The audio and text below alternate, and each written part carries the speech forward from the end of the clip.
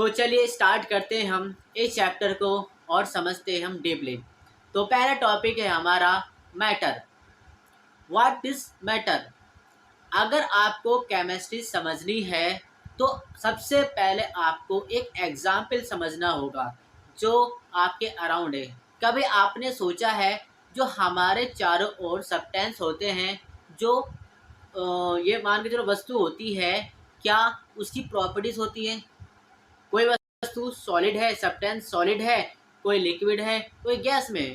कभी आपने सोचा है कि सॉलिड जो हमारा ठोस होता है वो इतना क्यों होता है, उसकी प्रॉपर्टीज क्या क्या होती है? इसको समझने के लिए सबसे पहले आपको बहुत साल पीछे जाना हो। सपोज करो आपको कोई सब्सटेंस मिलता है, ऑब्जेक्ट मिलता है, और आपको उस ऑब्जेक्ट के बारे में कोई इन्फॉर्मेशन नहीं, कोई नॉलेज नहीं है, तो कुछ ना कुछ तो नाम दोगे। जब आपसे पूछा जाए आपको क्या चीज़ मिला, तो आप बोलेंगे मैटर। तो वही मैटर है। मैटर की सिर्फ एक ही डेफिनेशन होती है, anything that has mass and occupy space is called matter. कहीं पर भी मैं अर्थ के प्लेनेट की बात नहीं कर रहा हूँ, मैं अदर प्लेनेट की बात कर रहा हूँ।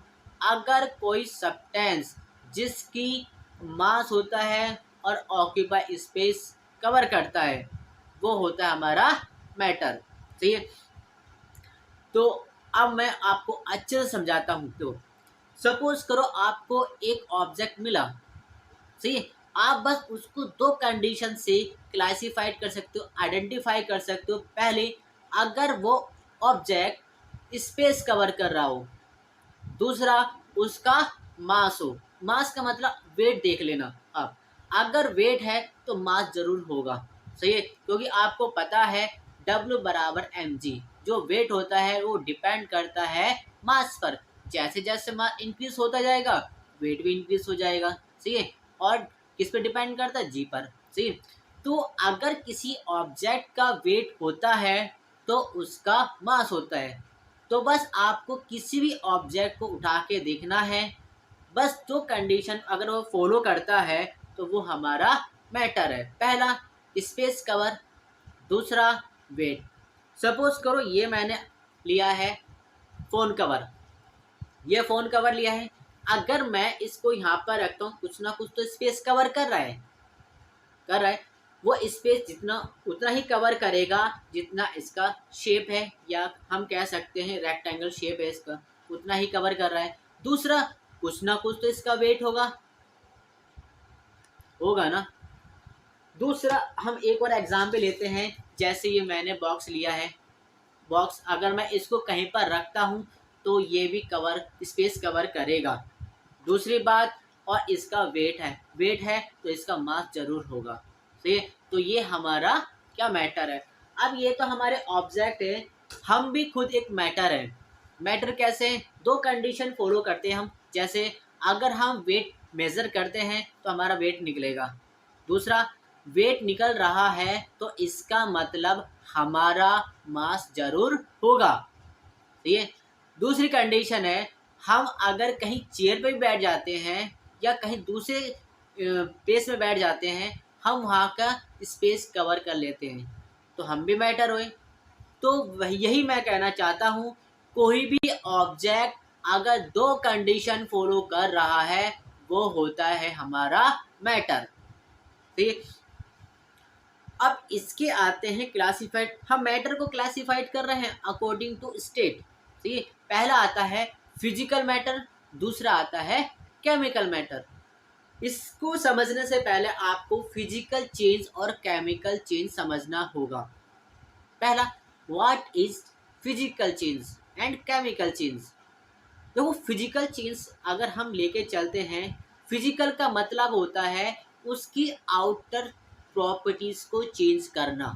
आउटर का मतलब होता है वो जो पार्टिकल जो जिस पार्टिकल से मिलकर बना है उसको चेंज नहीं करना है, उसके शेप कलर जिसको चेंज करना है वो होता है हमारा फिजिकल।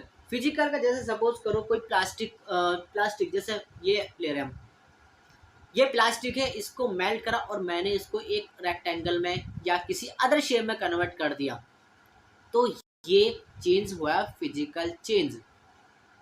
जैसे हम किसी आयरन रोड को, लोहे को मेल्ट करके अदर शेप में कन्वर्ट कर देते हैं, लेकिन उसके पार्टिकल्स हमारे चेंज नहीं होते, तो वो होता है फिजिकल चेंज।